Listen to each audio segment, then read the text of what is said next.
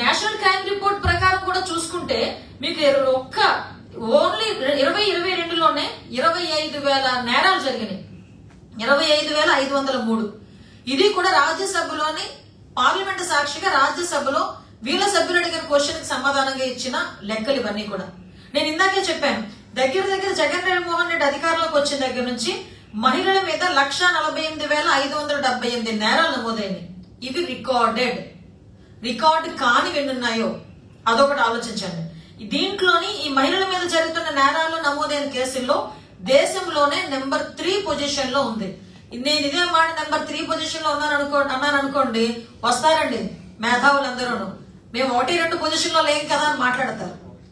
అంతకు తెలివితేటలు ఎలా ఉంటాయంటే బుర్రలోంచి మోకాల నుంచి అరికాల్లో కూడా జారిపోతుంటాయి ఒక్కొక్కసారి. అంత దారుణంగా ఉంటారు వాళ్ళు.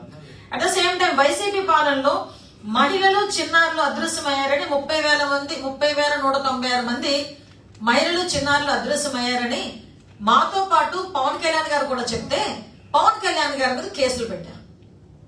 అంటే సిచ్యువేషన్ మీకు చెప్తున్నాను ఎంత దారుణంగా ఉన్నది అని. గణాంకాలు చూసుకున్నా కూడా కేవలం జాతీయ కుటుంబ ఆరోగ్య సర్వే లెక్కల ప్రకారం రాష్ట్రంలోని 15 నుంచి 19 సంవత్సరాలు అంటే బాలికలు వీళ్ళు దగ్గర 12.6% గర్భం దాలుస్తున్నారు. అంతవరకు ఎందుకంటే నిన్ననే ఈరోజు మళ్ళీ పేపర్లో చూసాం, 14 సంవత్సరాల అమ్మాయి వాళ్ళ మేనమామ వల్ల అమ్మాయి గర్భం దాల్చింది. అంటే ఇలాంటి సంఘటనలు ఇవన్నీ పక్కన పెట్టండి. నేను డీసీపీ గారిని అడుగుతున్నా, బాబు డీసీపీ గారు నేను 4.5 సంవత్సరాల కాలం నేను వెళ్ళట్లే, కేవలం డిసెంబర్ నెలలో మచ్చుకి ఒక 10 సంఘటనలు మీకు తెలుసో లేదో నాకు తెలియదు. నవంబర్ 26 నుంచి ఇప్పుడు డిసెంబర్ వరకు చూసుకుంటే దగ్గర 40-50 కేసులు నమోదైనవి. 40-50 కేసులు నమోదైనవి. అందులో మచ్చుకు చూసుకుంటే ఏలూరు జిల్లా వేలేరుపాడు మండలంలోని 10వ తరగతి జరిగిన అమ్మాయి మీద ఒక అమ్మాయి మీద అఘాయిత్యం ఏలూరులో.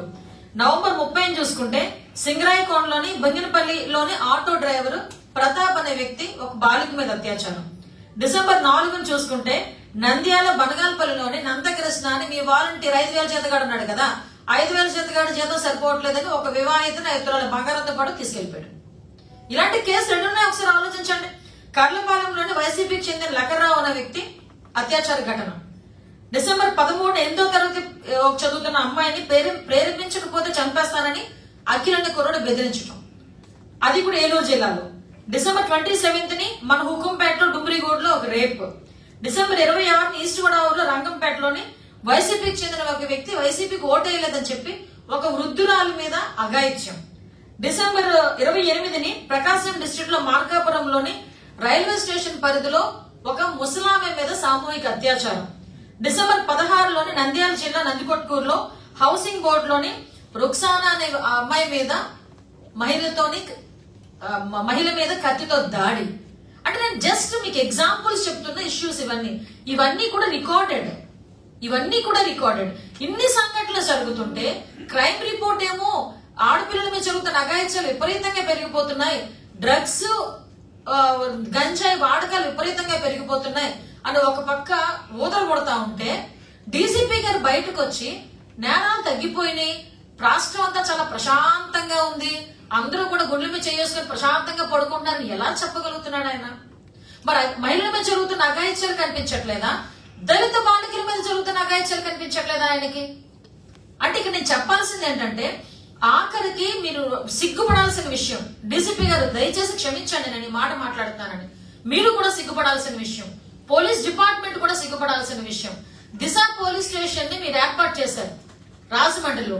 దిశ పోలీస్ స్టేషన్ ఏర్పాటు చేసిన రోజే ఓపెనింగ్ ఎంత ఆర్భాటంగా చేశారంటే రాష్ట్రంలో ఉన్న మహిళా ఎమ్మెల్యేలు, మహిళా ఎంపీలు, మహిళా మంత్రులు, హోమ్ మినిస్టర్ జగన్మోహన్ రెడ్డి చెయ్యికి కూడా ప్లేస్ లేనంతగా మొత్తం అందరూ ముందుకొచ్చి ఒక రిబ్బన్ కట్ చేసి వెళ్తే మీకు ఛాలెంజ్ ఇసిరాడు ఒకడు బయటకు వచ్చి. అదే రోజు సాయంత్రం ఒక దళిత బాలిక 3 రోజులుగా అత్యాచారానికి గురయ్యి ఆ పోలీస్ స్టేషన్ ముందే అమ్మాయిని పడేస్తే ఈ రోజు వరకు దిక్కు దివానా లేదు. మీరు ఈ రోజు అత్యాచార ఘటనలు తగ్గిపోయినాయి అని మాట్లాడుతున్నారు. ఆ రోజు అమ్మాయి మీద జరిగిన సంఘటనలో మీరు గనక ప్రాంప్ట్ గా వ్యవహరించుంటే ఈ రోజుగా వాళ్ళ మీద చర్యలు తీసుకుని ఉంటే ఇలాంటి సంఘటనలు జరిగేవా? అదే విధంగా మీకు చాలా సందర్భాల్లో చెప్తుంటా, జగన్మోహన్ రెడ్డి ఇంటికి కూతవేటు దూరంలోని ఒక భర్త కళ్ళెదుట భార్యను అత్యాచారం చేస్తే ఆ వెంకటరెడ్డి అనే ఈడియట్ ని ఈ రోజు వరకు పట్టుకోలేకపోయింది. వెంకట రెడ్డి అని పట్టుకోలేకపోతున్నారా, మీకు చేతకాక పట్టుకోలేకపోతున్నారా చెప్పాల్సిన బాధ్యత కూడా డీజీపీ గారి మీద ఉంది. At the same time government మీద కూడా ఉంది. ఎందుకంటే మాట్లాడితే దిశ దిశ దిశ అని చెప్పి ఆ పక్క రాష్ట్రంలో చనిపోయిన పిల్లల తల్లిదండ్రులకి గర్భశోకాన్ని మిగులుస్తారు. వాళ్ళు మర్చిపోతున్నా కూడా ఆంధ్రప్రదేశ్ రాష్ట్రంలో దిశ దిశ దిశ అంటే ఆ తల్లిదండ్రులకి గర్భశోకం ఇంకా ఎక్కువ అవుతూనే ఉంటది. మీకు చేత కాదు, చెయ్యలేరు, వదిలేయండి. ఎందుకు ఈ మాట మాట్లాడుతున్నానంటే డిసెంబర్ నెల అంటే గవర్నమెంట్ ఫామ్ అయిన తర్వాత 2019 డిసెంబర్ నెలలో అసెంబ్లీలో కూర్చొని దిశ చట్టానికి మేము చట్టబద్ధత తీసుకొస్తాము, 21 రోజులు ఉరిశిక్ష విధించేస్తామంటే ఒక్కొక్కరు చప్పట్లు కొట్టారు. ఎస్, ఆ రోజు నేను కూడా చాలా హ్యాపీ ఫీల్ అయ్యాను. నిజంగా అదే జరిగితే కనుక బొకే తీసుకెళ్లి జగన్మోహన్ రెడ్డికి ఇద్దాం అనుకున్నాను నేనైతే. అదే విషయంలోని గన్ కన్నా ముందు జగన్ వచ్చేస్తాడని చెప్పి ప్రాస గురించి సినిమా డైలాగులు, జబర్దస్త్ డైలాగులు కొట్టని వీళ్ళందరూ ఇన్ని అఘాయిత్యాలు జరుగుతుంటే, ఇన్ని కేసులు నమోదవుతా ఉంటే, ఇంతమంది ఆడబిడ్డల మీద అత్యాచారాలు జరుగుతా ఉంటే, ఇంతమంది ఆడబిడ్డలు హత్య చేస్తా ఉంటే, ఇంతమంది మైనర్ బాలికలు మిస్ అవుతా ఉంటే ఎందుకు నోరిప్పట్లేదు? నీకు నిజంగా చిత్తశుద్ధి ఉంది, నీ ఆడబిడ్డలు, నీ అక్క చెల్లెములు అనేసుకో అనుకుంటున్నావు కదా. నీ అక్క చెల్లెములని, నీ ఆడబిడ్డల్ని రక్షించుకోవడానికి నువ్వు ఒక చట్టాన్ని తీసుకొచ్చిన తర్వాత ఆ చట్టాన్ని చట్టబద్ధత కల్పించలేని నువ్వు ఒక సీఎం గా అర్హుడువా? దానికి చట్టబద్ధత కల్పించడానికి కూడా ప్రయత్నం చేయని ఐఏఎస్ ఆఫీసర్లు, ఐపీఎస్ ఆఫీసర్లు వాళ్ళు పదవుల్లో కూర్చున్న జీతాలు తీసుకోవడానికి వాళ్ళు అర్హులా? కడుపు మండి మాట్లాడుతున్నా మీ మాటలు. నువ్వే గనక ఆ రోజు ఆ చట్టానికి చట్టబద్ధత తీసుకొచ్చుంటే ఈ రోజు ఇన్ని అఘాయిత్యాలు జరిగేవా? 4.5 సంవత్సరాల కాలం అయింది, ఇంకో 2-3 నెలల్లో నువ్వు దిగిపోతున్నావు. అయినా కూడా ఇప్పటికీ కూడా దిశ చట్టాన్ని చట్టబద్ధత కల్పించలేని దుస్థితిలో జగన్మోహన్ రెడ్డి ఉండటం నిజంగా నేనైతే జాలి పడుతున్నా. జగన్మోహన్ రెడ్డి తనకు చేతకాని తనకి నేను జాలి పడుతున్నా. ఒక మహిళా అధ్యక్షురాలిగా దిశ యాప్ అన్నావు, దాన్ని మస్పూస్ మారేడుగా చేయడానికి దిశ యాప్ అన్నావు. ఎవరి చేతయ్యా దిశ యాప్ నువ్వు డౌన్లోడ్ చేయిస్తున్నావు? మగోళ్ళ చేత. మొన్న రీసెంట్ గా మన ఆర్లోనే అనుకుంటా, ఐ థింక్ వైజాగ్ దగ్గరే, పరవాడ దగ్గర ఒక కానిస్టేబుల్ దిశ యాప్ డౌన్లోడ్ చేసుకోలేదని ఎంత రచ్చ చేశారండి. అంటే మగాళ్ళకి దిశ యాప్, నిజంగా దిశ యాప్ నేను ఛాలెంజ్ చేసి అడుగుతున్నా, నిజంగా దిశ యాప్ పనిచేసి ఉంటే ఈ రోజు ఆ అమ్మాయి మీద 11 మంది అత్యాచారం జరిపేవారా? అసలు దిశ యాప్ గురించి అవగాహన ఉంటే అమ్మాయి మీద 11 మంది, ఈ 2 నెలల కాలంలో 11 మంది అమ్మాయి అత్యాచారం గురయ్యి ఆడబిడ్డ నిజంగా తలెత్తుకోలేక ఈ రోజు పరిస్థితి ఉండేదా? ఆ తల్లిదండ్రులు ఈ రోజు ఏడ్చే పరిస్థితి ఉండేదా? మాట్లాడితే దిశ యాప్ అంటావు. దిశ యాప్ లో ఎంతమందికి రక్షించేసాం, అంతమందికి రక్షించేసాం.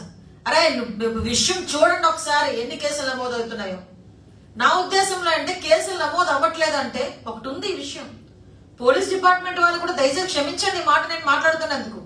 పోలీస్ డిపార్ట్మెంట్ దగ్గరికి వెళ్ళి నా పిల్ల కనిపించట్లేదు అంటే వాళ్ళు ఫస్ట్ వచ్చే క్వశ్చన్ వయసు ఎంత? వాళ్ళు 13, 14, 16, 18, 20 చెప్తారు. వెంటనే ఏమొస్తుంది తెలుసా వాళ్ళ నోట్లోంచి? ఎవరితో నిలిపోయి ఉంటుందిలే, లేకపోతే ఎవడో తీసుకెళ్లిపోయి ఉంటాడులే, వచ్చేస్తుందిలే, కూర్చోండి. నిజంగా బాధ అనిపిస్తుందండి, ఏమనుకోవద్దు. ఇదే సంఘటనలు మీ ఇళ్లలో జరిగితే ఇలాగే ఊరుకుంటారా పోలీస్ డిపార్ట్మెంట్ వాళ్ళు? మీరు ఇలాగే మాట్లాడుకుంటారా? ఎందుకు బయట నుంచి వచ్చిన ఒక తల్లిదండ్రులు ఒక ఆడబిడ్డ కనిపించట్లేదని ఎంతో బాధతోని వ్యధతోని మీ దగ్గరికి పరిగెట్టుకుని వచ్చి అయ్యా నా బిడ్డ కనిపించట్లేదు కొంచెం ఎతికి పెట్టండి అంటే ఎందుకు వాళ్ళ తాలూకా మాటలతోని వాళ్ళని తాలూకా జీవితాన్ని ఛిద్రం చేస్తారు? వాళ్ళు ఎందుకు అంత ఇబ్బంది పడతారు మాటలతో? అందువల్ల సగం పైగా తల్లిదండ్రులు ఆడపిల్ల కనిపించకపోతే కనీసం పోలీస్ స్టేషన్ కు వచ్చి నమోదు చేయించుకోవడానికి కూడా భయపడుతున్నారు, బాధపడుతున్నారు. ఈ బాధ కన్నా వాళ్ళు మాట్లాడే మాటలైనా మాకు ఎక్కువగా బాధ కలిగిస్తున్నాయని కనీసం పోలీస్ స్టేషన్లకు కూడా వెళ్ళి నమోదు చేయించుకోవట్లేదు. పోనీ ఎవరో ఒకరు పాపం ఈ అమ్మాయి తాలూకా తల్లిదండ్రులలాగా ముందుకు వచ్చి అమ్మాయి కనిపించట్లేదని చెప్తే ఈ రోజు ఆ అమ్మాయికి కూడా అతిగతి లేకపోతే ఆ అమ్మాయి 11 మంది చేత అత్యాచారానికి గురై ఈ రోజు నిజంగా దేవుడా అని చెప్పి ఈ రోజు బయటకు వచ్చిన పరిస్థితి. ఈ రోజు కూడా వీళ్ళదేం లేదండో. 18వ తారీఖున అమ్మాయి కేసు పెడితే ఆ అమ్మాయి తిరిగి వచ్చింది, వాళ్ళ తల్లిదండ్రులు తెచ్చుకున్నారు అమ్మాయిని వరుసకెళ్ళి. వీళ్ళదేమీ లేదు. వచ్చిన తర్వాత తల్లిదండ్రులు విషయం కనుక్కొని కేసు పెట్టారు. అప్పుడు నువ్వు పరిగెట్టావు.